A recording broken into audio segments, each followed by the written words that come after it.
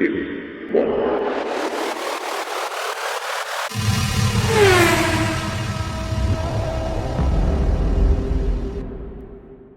EV गाड़ियों से मेरी लाइफ में कभी नहीं बनती थी। ईवी गाड़ियाँ जब भी लॉन्च हुई, जो गाड़ी लॉन्च हुई, मैं हमेशा ना उन गाड़ियों की ना बेइज्जती सी करता था कि ये क्या गाड़ियाँ हैं। और me being a car enthusiast, हमें चाहिए होता है गाड़ी के अंदर फील आए, गेयर शिफ्ट करे तो फील आए, झटके मिले गाड़ी के अंदर नॉइज़ मिले इंजन की, एग्जॉस्ट की। बट वो सारी चीज़ें, जो वो सारे वहम थे, आज एक ऐसी गाड़ी मेरे साथ जिसने मेरे सारे वहम दूर कर दिए। MG की ZS EV।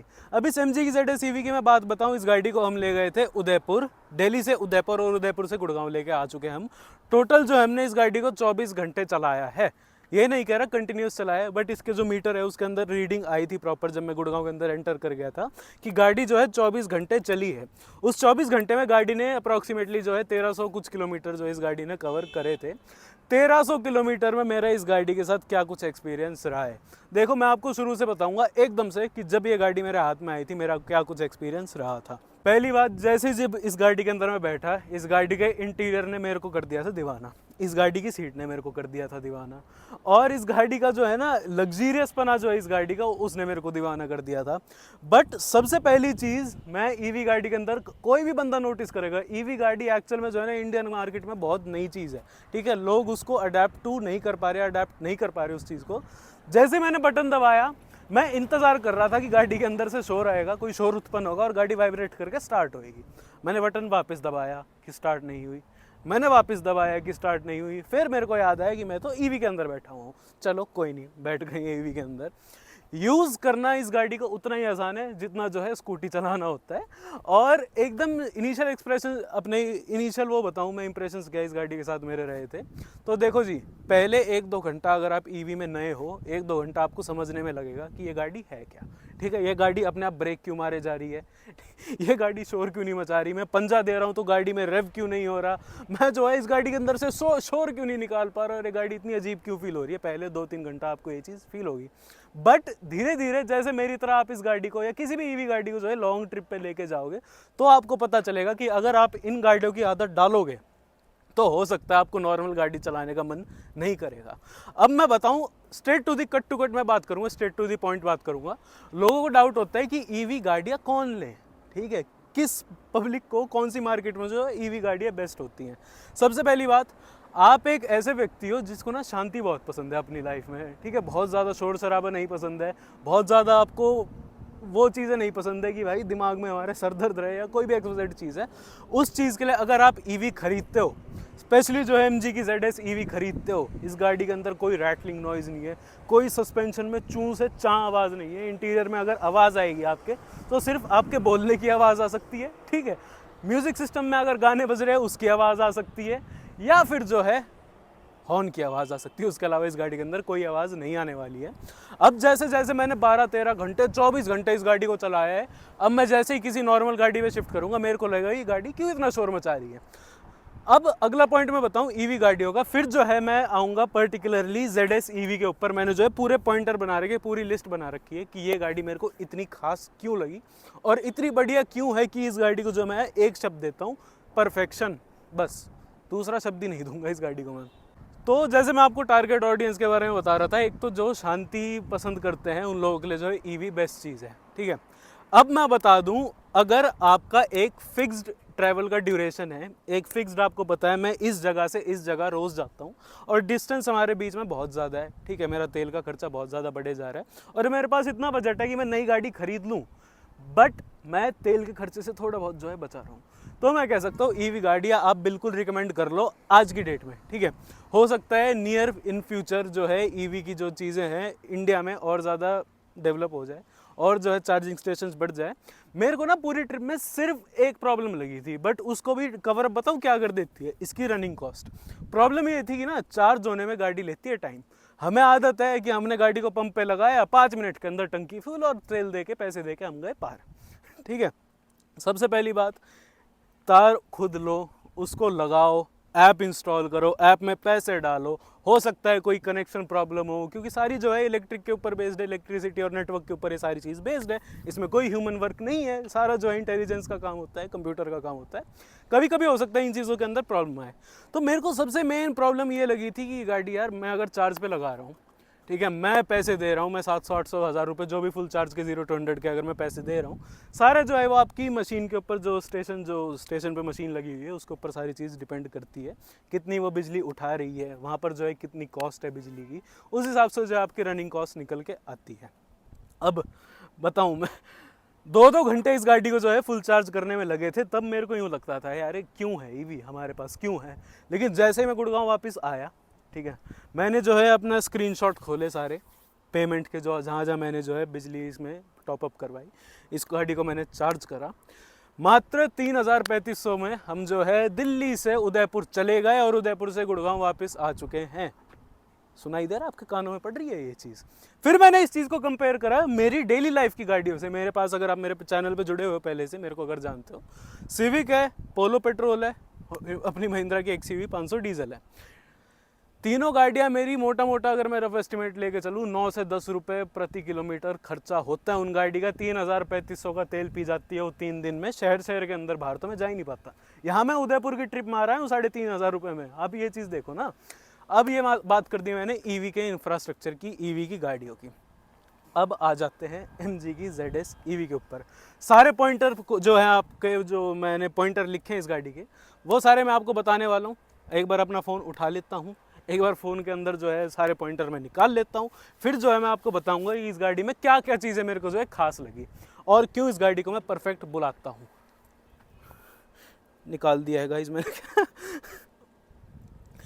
सबसे पहली चीज़, आप किसी गाड़ी के अंदर बैठते हो, गाड़ी के आप स्टीयरिंग को पकड़ते हो तो आप गाड़ी को चलाते हो। गाड़ी को आप लंबा चलाते हो ना, तो गाड़ी की एक चीज़ होती है, गाड़ी की ड्राइविंग की फील। उसके अंदर कुछ पॉइंटर आते हैं कि गाड़ी की जो ब्रेकिंग कैसी है, गाड़ी की अपना जो है स्टेबिलिटी कैसी है, गाड़ी का स्टीयरिंग कैसा है, गाड़ी का रिस्पॉन्स कैसा है, गाड़ी की परफॉर्मेंस कैसी है। सारी चीज़ें मैं बात करूँ अगर MG की ZS EV की, टॉप नॉच। मैं एक भी चीज़ के ऊपर ऐसे उंगली नहीं रख सकता कि इस चीज़ के अंदर MG ZS EV के अंदर कमी है। सबसे प्यारी चीज़ मेरे को इस गाड़ी की लगी स्टीयरिंग। देखो, गाड़ी कोई भी मैं चलाता हूँ ना, गाड़ी के अंदर सबसे ज़्यादा मैं नोटिस करता हूँ उस गाड़ी का स्टीयरिंग। क्योंकि मेरे पास ना दोनों टाइप की गाड़ियाँ हैं, एक्चुअली तीनों टाइप की गाड़ियाँ हैं। Volkswagen की पोलो अगर मैं बात करूँ, वो गाड़ी जानी जाती है अपने स्टेबिलिटी के लिए, अपने स्टीयरिंग के रिस्पॉन्स के लिए। होंडा की सिविक की बात करूं, वो भी गाड़ी इन दो चीज़ों के लिए जानी जाती है। और एक है मेरे पास महिंद्रा की XUV, जिसका जो है स्टीयरिंग से और जो है गाड़ी का जो है स्टीयरिंग से कोई रिश्ता है नहीं खास। उसके जो है स्टीयरिंग इधर उधर ही रहता है। उस हिसाब से ना मैं गाड़ी के स्टीयरिंग्स को बहुत ज़्यादा जांचता हूँ, परखता हूँ। MG ZS EV का ऐसा एक स्टीयरिंग लगा है मेरे को इस गाड़ी का, जो मैं कह सकता हूँ परफेक्ट। बार बार शब्द जो है मैं इस वीडियो के अंदर इस्तेमाल करने वाला हूँ, मैं उस चीज़ की एक बार आदत डाल लेना, ठीक है। क्यों मेरे को इसका स्टीयरिंग बहुत ज़्यादा अच्छा लगा? पहली बात, लो राइड पे शहर के अंदर चल रहे हैं, मैं इस उंगली के साथ जो है इसका सारे स्टीयरिंग को ऐसे ऐसे खेल सकता हूँ आराम से।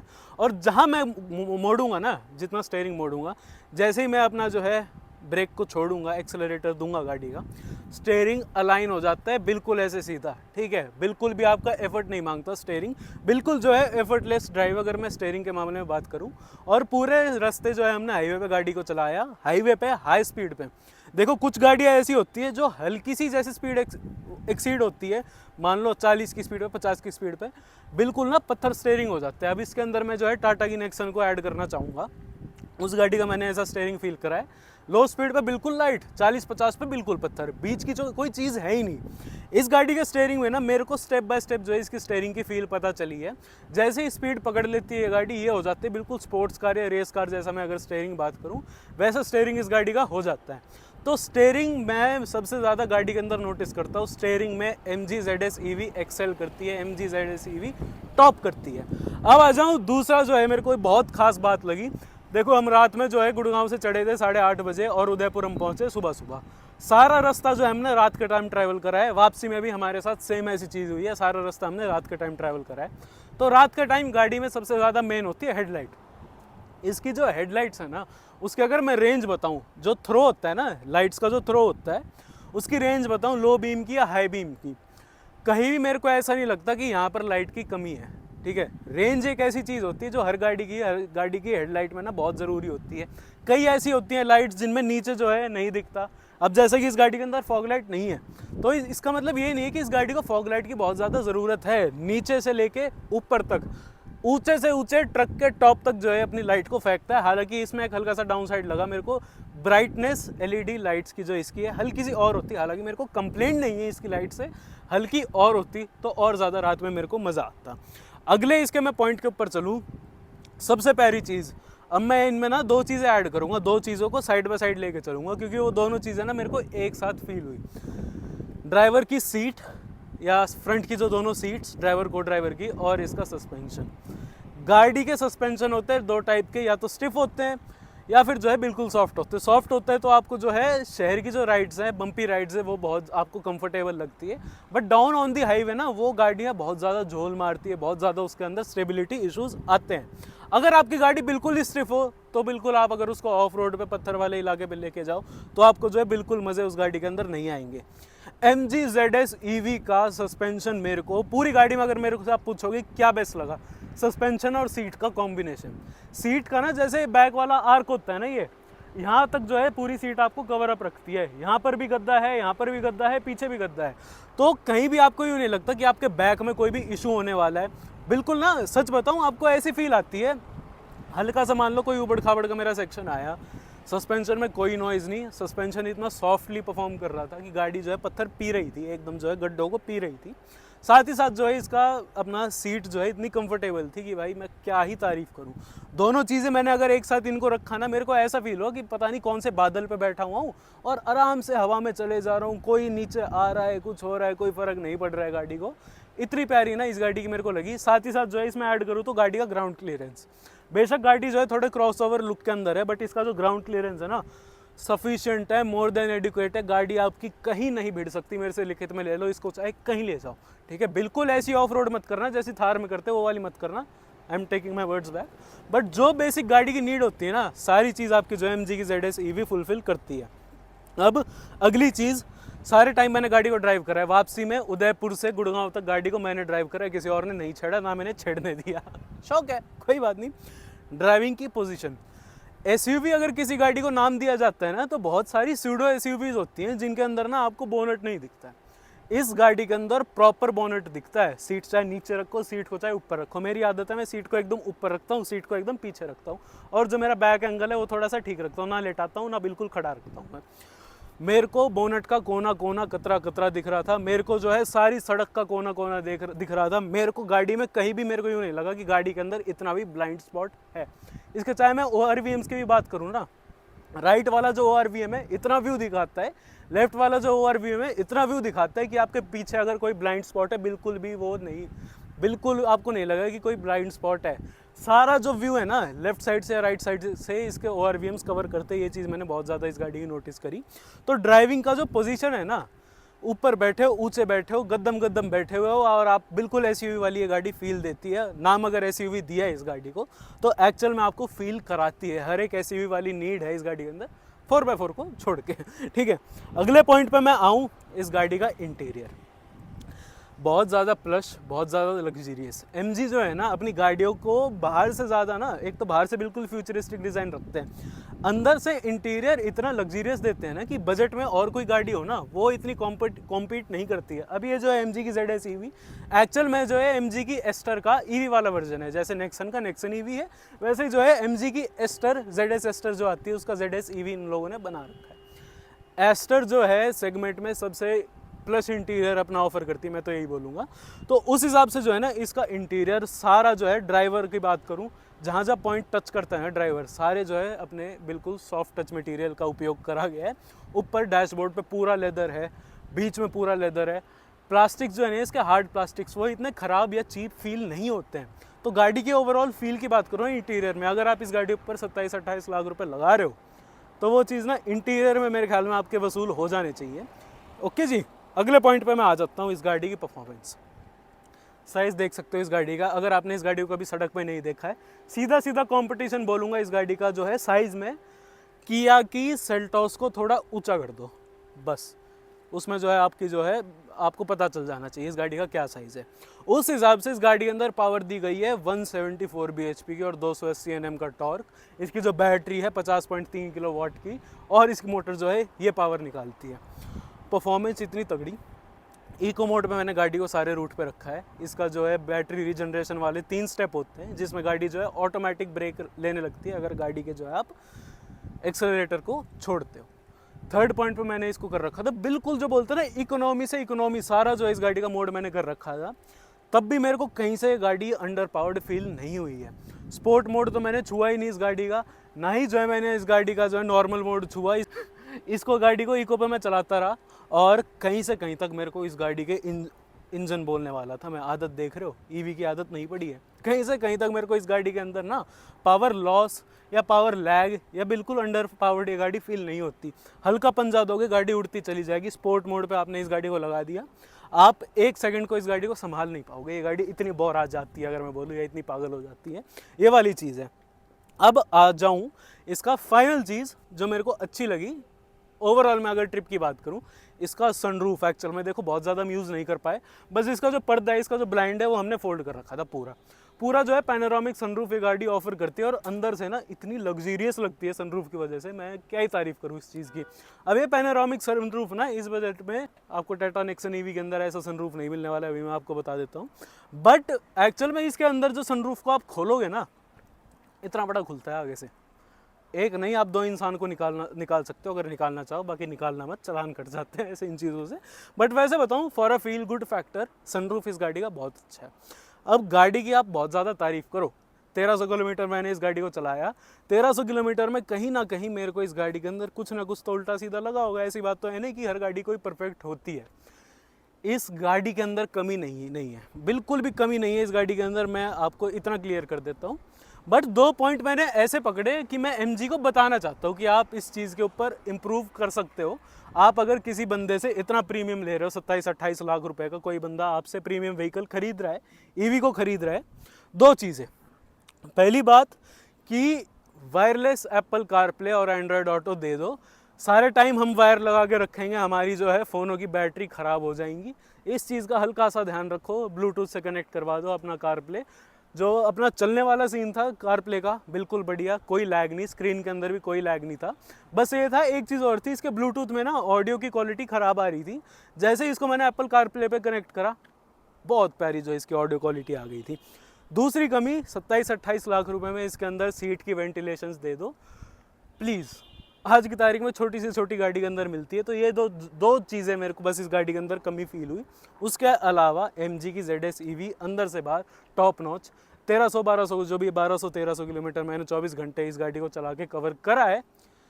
Top notch experience. मैंने कभी ईवी नहीं चलाई थी, एक बार टाटा नेक्सन ईवी हल्की बहुत चलाई थी मैंने, बहुत लंबा उस गाड़ी को कहीं नहीं लेके गया था, वो पहली बार मैंने ईवी को फील करा था। बिल्कुल ही बाहर आउट स्टेशन गाड़ी को ले जाना मेरे लिए नया था। मेरे को 1-2 घंटा ये गाड़ी बिल्कुल समझ नहीं आई। बिल्कुल मेरे को जाम के अंदर इस गाड़ी को पहले 2 घंटा तो जाम में ही चलाना पड़ा था।